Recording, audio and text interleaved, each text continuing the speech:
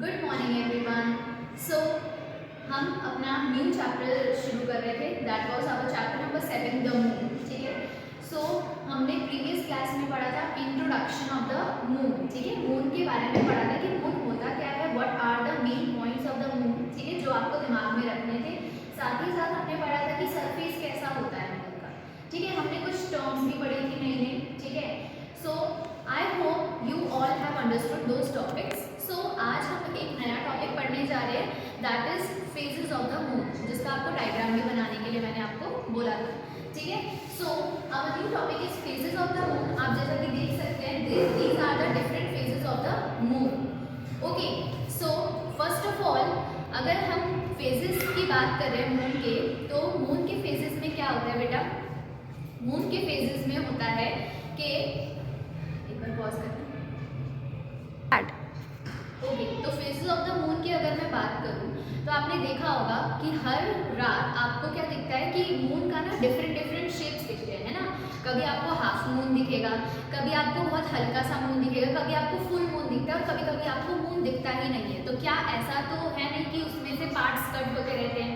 बात यह है कि हमारा जो मून है वो क्या हो जाता है, हमें कुछ पार्ट ऑफ द मून ही दिखाई देता है कभी कभी। ठीक है, अब वो होता इसीलिए है क्योंकि मून क्या करता है, रिवॉल्व करता है हमारी अर्थ के अराउंड। ठीक है, अर्थ के अराउंड रिवॉल्व करने की वजह से उसका कुछ पार्ट ही हमें दिखाई देता है। किसी थोड़े से ही पार्ट पे हमारी सनलाइट आ पाती है और जिस पार्ट पे आ पाती है वही पार्ट हम देख पाते हैं। ठीक है, तो वो होते हैं एक्चुअल में फेजेस ऑफ द मून। ठीक है, हम जब टेक्स्ट से पढ़ेंगे तो आपको और क्लियर होगा।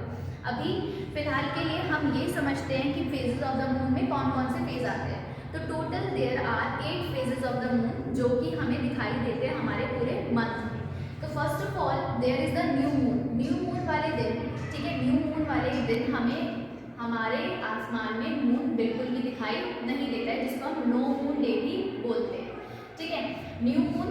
देन न्यू मून के बाद हमारे पास आता है वैक्सिंग क्रेसेंट। ठीक है, वैक्सिंग क्रेसेंट का मतलब है अब जब हमारे पास मून बिल्कुल भी नहीं दिख रहा था, अब उसका थोड़ा सा पोर्शन आपको दिखाई देगा, that is known as the waxing crescent. Waxing crescent के बाद हमारे पास आता है वैक्सिंग क्वार्टर। वैक्सिंग क्वार्टर में हमें आधा पार्ट दिखता है मून का, यानी कि मून के पार्ट्स क्या हो रहे हैं बेटा, धीरे धीरे हमें थोड़े थोड़े बड़े होते हुए दिख रहे हैं। हाफ मून के बाद हमें मून का मोर देन हाफ हिस्सा दिखता है नेक्स्ट कुछ दिनों में, उसको हम बोलते हैं वैक्सिंग गिबस।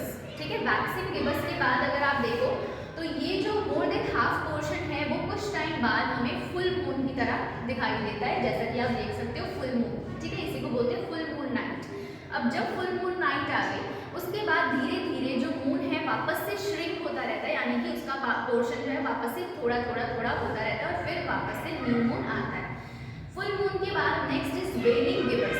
वेनिंग गिबस में आपको क्या दिखेगा, अभी फुल मून दिख रहा था, फुल मून की जगह अब आपको more than half of the moon दिखेगा, उसका थोड़ा सा पार्ट जो है वो आपको नहीं दिखाई देगा। Then comes the waning quarter. Waning का मतलब ये होता है कि खत्म होना या फिर जाना, ठीक है, बीतना। तो वेनिंग क्वार्टर में आपको हाफ मून दिखाई देगा। Then comes the next waning crescent. Waning crescent में आपको क्या दिखाई देगा, बहुत कम पोर्शन मून का, ठीक है, जो कि अब गायब होता जा रहा है और फिर वापस से आपको न्यू मून डे दिखाई देगा। दैट मीन्स कि अब हमारा मून जो है वो पूरी तरीके से खत्म हो चुका है। Okay, so let's read from the text on page number 77. The appearance of the moon as seen from the earth changes as it revolves around the earth.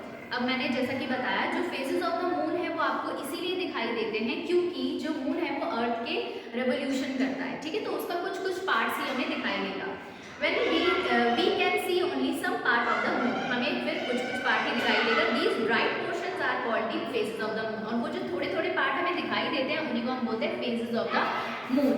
The moon passes through 8 phases which depend on its position in relation to the sun and the earth. अब total मैंने आपको क्या बताया कि total 8 phases होते हैं moon के, जो कि किस पे डिपेंड करता है, सन के ऊपर और अर्थ की पोजीशन के ऊपर। Then the phases of the moon appear in a cyclic manner starting with the new moon. ठीक है, अब ये जो फेजेस ऑफ द मून है वो साइक्लिक मैनर में चलता है, जैसा कि मैंने अभी आपको समझाया। अब वो शुरू किससे होता है, that is when the moon is, शुरू होता है न्यू मून से। जब न्यू मून का मतलब जब हमें कोई भी मून दिखाई नहीं देगा। when the moon is not visible from the earth. Over the next fortnight, fortnight का मतलब होता है बेटा a period of 14 days या फिर 2 weeks, ठीक है। तो नेक्स्ट फोर्टनाइट तक हमें जो मून है वो थिन क्रिसेंट की फॉर्म में ग्रो करता हुआ दिखाई देगा और फिर एक टाइम ऐसा आएगा कि हमें फुल मून दिखाई देने लगेगा। और फिर फुल मून के बाद क्या होता है बेटा, फिर the full moon and then shrinking back to a thin crescent again from vanishing from the view, और उसके बाद वापस से वो थोड़ा थोड़ा थोड़ा थोड़ा कटता रहता है, कम होता रहता है और फिर वापस से न्यू मून है। Okay, start. Okay, so next paragraph is the moon takes about 29.5 days to complete a cycle through all the 8 phases. इसका सिंपल मतलब है कि जो हमारा मून है उसको टोटल 8 फेजेस लगते हैं, है ना। अपना 8 फेज कंप्लीट करने में उसको टोटल डेज कितने लगते हैं बेटा, 29.5 डेज। और ये जो 29.5 डेज का एक टाइम पीरियड होता है ना, उसी को हम बोलते हैं ल्यूनर मंथ। ल्यूनर का मतलब ये होता है मून से रिलेटेड, ठीक है। तो ल्यूनर मंथ होता है टाइम पीरियड ऑफ 29.5 डेज, ठीक है, to complete its 8 phases. The moon takes about 27.3 days to complete one revolution around the earth. और मून को अर्थ के अराउंड एक पूरा रेवोल्यूशन यानी कि एक पूरा चक्कर लगाने में लगता है 27.3 डेज, जिसको हम बोलते हैं साइड्रियल मंथ, ठीक है। साइड्रियल मंथ इज ऑफ 27.3 डेज, जो कि होता है revolution around the earth. That's it for this topic. Now our next topic will be tides. Thank you.